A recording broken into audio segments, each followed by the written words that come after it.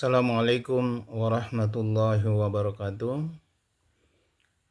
Alhamdulillahirabbil alamin alladzi arsala rasulahu bil huda wa dinil haq liyudhhirahu 'ala dini kullih wa kafa billahi syahida.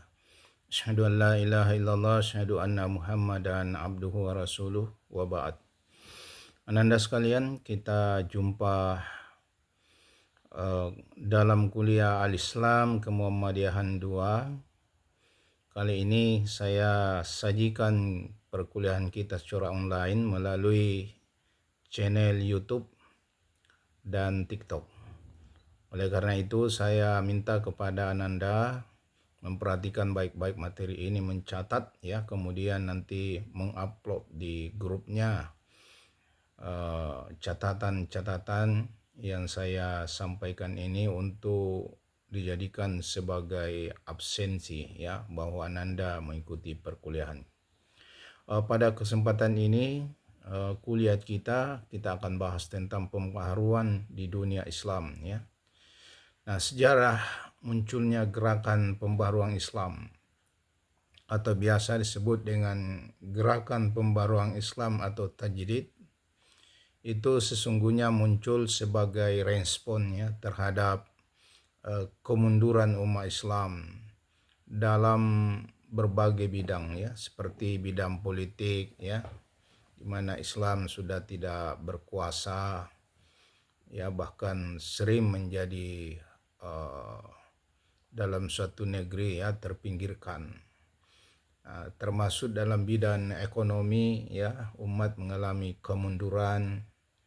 Kemudian termasuk dalam bidang ilmu pengetahuan ya, di mana dulu umat Islam pernah memimpin ya dalam bidang ipteds, kemudian mengalami kemunduran.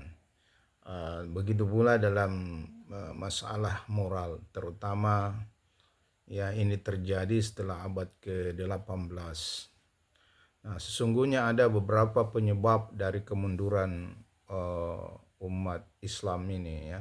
Yang pertama karena didominasi ya, kita pernah didominasi kolonialisme atau dijajah oleh Barat ya terhadap negeri-negeri Islam ya, termasuk Indonesia ini. Kemudian ya ada kemerosotan pemikiran keagamaan yang stagnan ya. Jadi pernah pintu tajdid itu ditutup, tidak diberi ruang, sehingga pemikiran keagamaan ini menjadi stagnan, tidak mengalami peningkatan. Kemudian tentu ditandai juga dengan kemunduran kekhalifahan, terutama kekhalifahan Utsmaniyah ya, yang merupakan kekhalifahan terakhir umat Islam. Dan yang terakhir adalah kegagalan umat Islam dalam mengikuti kemajuan teknologi dan ilmu pengetahuan modern. Sekarang ini ya rata-rata ya teknologi ini tidak dipegang oleh umat Islam, tetapi banyak dipegang oleh orang-orang non-Islam. Nah, tujuan dari gerakan pembaharuan Islam ini tentu adalah untuk menghidupkan kembali ya ajaran Islam yang murni atau biasa dikenal dengan nama purifikasi, dan menyesuaikan Islam dengan perkembangan zaman atau modernisasi.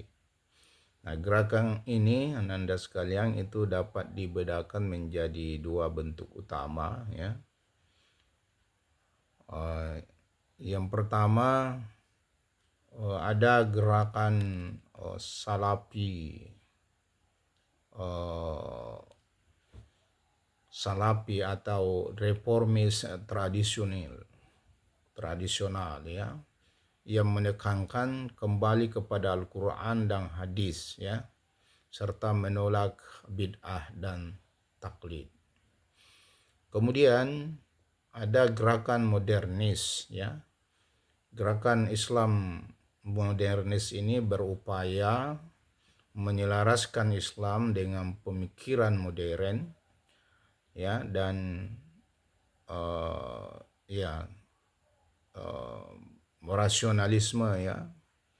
Jadi sesuai dengan jalan pikiran, kemudian perkembangan ilmu pengetahuan. Jadi gerakan modernis ini berupaya agar Islam ini ya itu bisa ya selaras dengan pemikiran modern, kemudian rasionalisme dan perkembangan ilmu pengetahuan.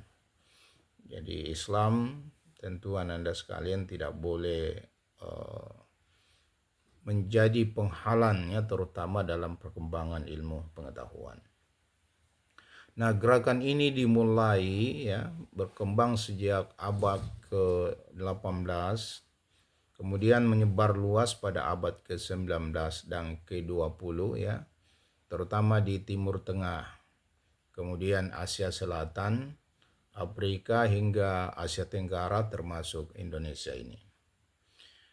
Sesungguhnya ada beberapa tokoh yang terlibat dalam gerakan pembaharuan ini ya. Di antaranya adalah Muhammad bin Abduh ya, yaitu tahun 1703 sampai 1792 ya di Arab Saudi. Nah, pemikiran beliau ini mengajak umat Islam kembali kepada tauhid yang murni ya, memberantas syirik dan bid'ah, kemudian menolak praktik ziarah kubur yang berlebihan ya, termasuk tawassul dan ajaran sufisme ekstrim. Kemudian gerakan Wahabi ini itu melakukan kerjasama atau bersekutu dengan keluarga Saud. Itulah yang kemudian cikal bakal menegakkan negara Saudi Arabia. Yang negara ini berbasis syariah. Kemudian ada namanya Jamaluddin Al-Afghani di Afghanistan ya, tahun 1838 sampai 1897. Pemikiran beliau adalah menekankan tentang pentingnya persatuan umat Islam atau pan-islamisme, rasionalisme, dan penolakan terhadap penjajahan Barat. Nah, tujuan dari gerakan Jamaluddin Al-Afghani ini adalah untuk membangkitkan semangat keislaman dan kebangsaan umat agar tidak terpuruk secara politik dan intelektual. Kemudian ada Muhammad Abduh ya. Muhammad Abduh ini mendorong reinterpretasi ya ajaran Islam agar relevan dengan perkembangan zaman. Kemudian ya beliau mempromosikan pendidikan modern dan ijtihad.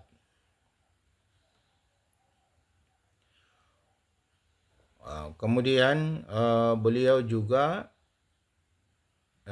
dalam prinsipnya ya itu ya menganggap bahwa Islam ini tidak bertentangan dengan akal dan ilmu pengetahuan modern. Salah satu karya beliau yang terkenal adalah Risalat At-Tauhid ya. Kemudian ada Rashid Rida di Suriah atau Mesir 1865 sampai 1935 ya. Pemikiran beliau ini melanjutkan ide Abduh ya, Muhammad Abduh, menolak taklid dan mendukung pembentukan pemerintahan Islam. Ia juga mengembangkan tafsir yang sangat terkenal yang dikenal dengan nama Tafsir Al-Manar. Nah, fokus beliau adalah penguatan syariat Islam ya, ijtihad dan reformasi sosial politik Islam. Kemudian ada Sir Syed Ahmad Khan di India ya pada tahun 1817 sampai 1898. Pemikiran beliau ya yaitu menganjurkan umat Islam agar menerima pendidikan barat dan ilmu modernnya tanpa meninggalkan ajaran Islam.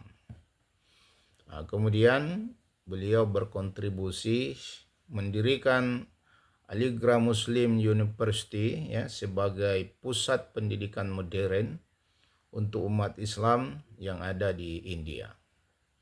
Kemudian ada tokoh yang bernama Muhammad Iqbal di Pakistan ya 1877 sampai 1938.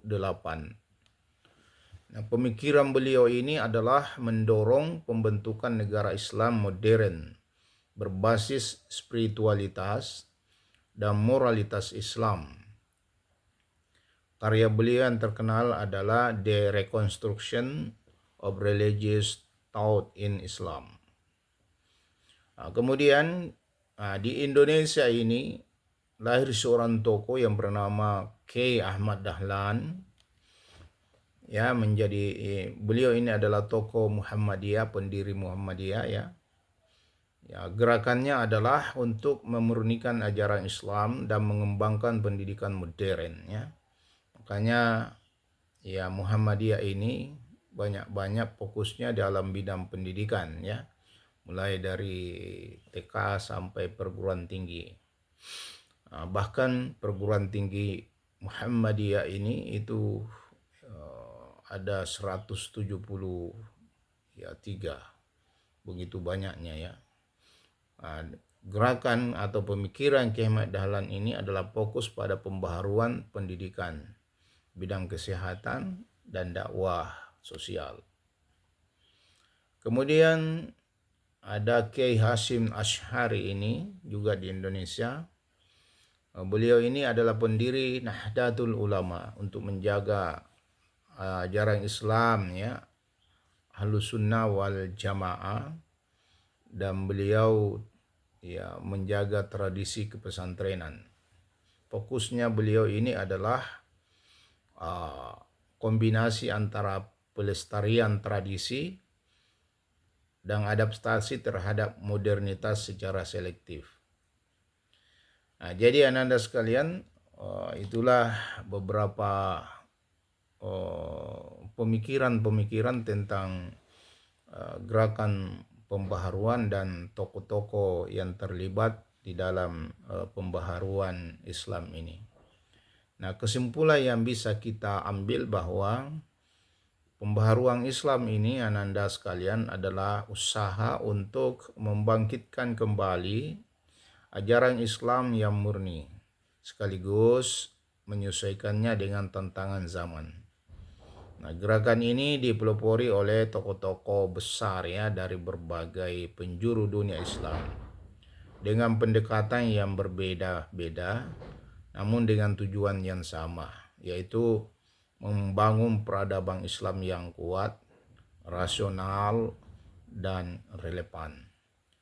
Saya kira Anda sekalian, inilah kuliah kita hari ini. Ya, mohon maaf ya, saya sengaja upload materi kuliah ini melalui video ya. Oleh karena jam 7 ini Anda sekalian saya ada acara di Pusdam.